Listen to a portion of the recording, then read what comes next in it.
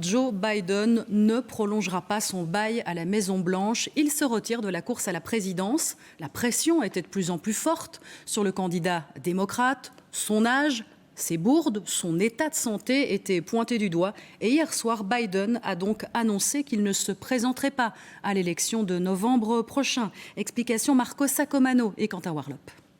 Un renoncement et un nouvel épisode dans la saga des élections américaines. Hier soir, il est 14h aux États-Unis quand Joe Biden annonce se retirer de la course à la présidence. Cela a été le plus grand honneur de ma vie de vous servir en tant que président. Et si mon intention était de briguer une réélection, je pense qu'il est dans le meilleur intérêt de mon parti et du pays que je me retire et que je me focalise uniquement sur mes devoirs de président pour le reste de mon mandat. Après des semaines d'incertitude, fragilisé par des problèmes de santé, le président américain de 81 ans jette l'éponge à 3 mois des élections. Joe Biden se résigne et quelques minutes plus tard désigne sa colistière Kamala Harris comme potentielle candidate. Je suis honorée d'avoir le soutien du président et mon intention est de mériter cette nomination. Je ferai tout ce qui est en mon pouvoir pour unifier le Parti démocrate et unifier notre nation pour vaincre Donald Trump. Un événement qui bouleverse la stratégie du camp républicain. Kamala Harris, nouvelle cible de Donald Trump. Samedi déjà, il tenait des propos injurieux à son encontre. I call her laughing Kamala. You ever watch her laugh? She's crazy. You know, you can tell a lot by her laugh. No, she's crazy, she's nuts. Une annonce choc qui bouleverse l'Amérique et redistribue les cartes de cette campagne. Kamala Harris, première afro-américaine à avoir accédé à la vice-présidence, pourrait bien, si elle est investie par les démocrates, devenir la première femme présidente des États-Unis. Et Sonia Dridi, notre correspondante, est en direct de Washington. La nouvelle a provoqué une onde de choc aux États-Unis. Sonia, mais a-t-elle vraiment surpris tout le monde ? Eh bien, à Washington, non, pas tellement, parce que les démocrates ne voyaient pas vraiment comment Joe Biden pouvait rester dans la course après avoir été lâché par les ténors du parti comme Nancy Pelosi, mais aussi par plus d'une trentaine d'élus. Même Barack Obama disait en privé avoir des doutes sur la candidature de Joe Biden, mais le président s'obstinait. Il était persuadé d'être le meilleur rempart contre Donald Trump. Il venait même d'annoncer de nouveaux meetings électoraux cette semaine. Et on en sait désormais un peu plus sur les coulisses de cette décision. Samedi soir, Joe Biden, qui s'était isolé en raison du Covid dans sa résidence balnéaire du Delaware, a appelé 2 de ses plus proches conseillers, des amis même. Ils lui ont montré les derniers sondages et c'est là qu'il aurait commencé à prendre sa décision après avoir consulté sa famille. Il a finalisé sa décision après avoir longuement hésité seulement hier. Et d'ailleurs, beaucoup de ses conseillers ont appris la nouvelle 1 minute seulement avant qu'il publie sa lettre sur le réseau social X. Alors là, ça a vraiment été évidemment une onde de choc et bien finalement, on a ensuite su que ça avait été vraiment un moment difficile pour Joe Biden et que c'est sa femme Jill qui l'a aidé à prendre sa décision. Pour elle, c'était très important que son mari parte avec dignité et elle voulait éviter d'autres sorties humiliantes appelant Joe Biden à se désister. Merci beaucoup Sonia pour toutes ces précisions en direct de Washington. Et vous l'avez dit, l'information a fait l'effet d'une bombe dans le monde entier, aux États-Unis en particulier, car cela chamboule la campagne présidentielle en cours. Voici des réactions avec Apolline Gumier et Pascal Bustamante. Devant la Maison-Blanche, des électeurs démocrates sont venus saluer la décision du président Biden.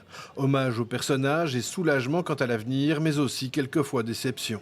Of what happened in the last debate, that he was pushed by the party to leave the race, but I was not for that, and I'm disappointed. I think it's a momentous and historic decision. I'm a Democrat. I think President Biden has done a wonderful job, but I think, like a lot of Americans, was a little concerned about his age and his ability to do the job going forward. Le sérail démocrate, quant à lui, encaisse la nouvelle de la fin de la candidature Biden, qui ouvre celle de la vice-présidente Harris. Il s'agit toujours de contrer Trump. She will prosecute the case against Donald Trump and J.D. Vance. She's going to be an extraordinarily powerful candidate. I think with Joe Biden as the heart and soul of our party and Kamala Harris coming out swinging against this ticket, we've got the recipe for victory. Du côté républicain, le ton est à l'offensive. It's an interesting question, Jake. If he's incapable of running for president, how is he capable of governing right now? La nouvelle a fait le tour du monde, entre hommage à la carrière de Joe Biden et interrogation par rapport à l'avenir. C'est aussi le cas ici, à Kiev. Tout porte à croire que Trump n'aidera pas beaucoup l'Ukraine. Pas comme l'a fait Biden, qui a parfois été lent, mais a quand même pris des mesures importantes. En attendant, tous les regards se tournent vers les démocrates et leur convention le 19 août prochain, moment de l'officialisation des candidatures contre le camp républicain. Et pour analyser le retrait de Joe Biden, nous accueillons en plateau Régis Deratte, notre responsable éditorial de l'actualité monde. Alors c'est Kamala Harris, l'actuelle vice-présidente, qui tient la corde pour remplacer Joe Biden. En tout cas, Joe Biden la soutient, mais pour qu'elle soit désignée, nominée pour représenter le Parti démocrate, elle devra être validée par les délégués du parti, des délégués qui se réuniront donc à la convention démocrate le 19 août à Chicago.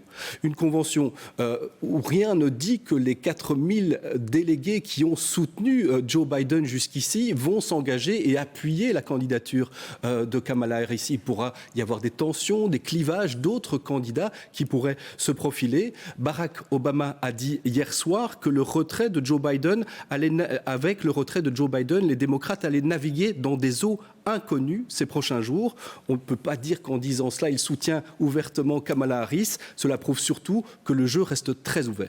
Et en tout cas, si Kamala Harris est désignée, aurait-elle une chance finalement de battre Donald Trump? Écoutez, s'il fallait donner les forces de Kamala Harris, on pourrait dire que c'est une femme, qu'elle est métisse et qu'elle est jeune et qu'elle est engagée. Jeune, elle a 59 ans, c'est beaucoup plus jeune en tout cas que son adversaire potentiel. Elle séduira par ses combats, elle lutte notamment pour défendre le droit des femmes, le droit à l'avortement partout aux États-Unis. Et ses faiblesses, eh bien, c'est que c'est une femme, qu'elle est métisse et qu'elle est engagée. Et les démocrates, les républicains, vont taper dur sur ces qualités-là qu'ils contestent bien évidemment. Ce qui est certain, c'est qu'une nouvelle élection vient de s'ouvrir avec un renversement total du scénario. Ça change tout dans le camp démocrate, on l'a dit, mais ça change tout aussi du côté du candidat républicain. Donald Trump pourrait très bien devenir le maillon faible finalement avec ces images du poing levé qui l'ont porté depuis une semaine. Il pourrait laisser la place, ces images pourraient laisser la place à celle des armes, celle de la violence, celle du sang qui coule,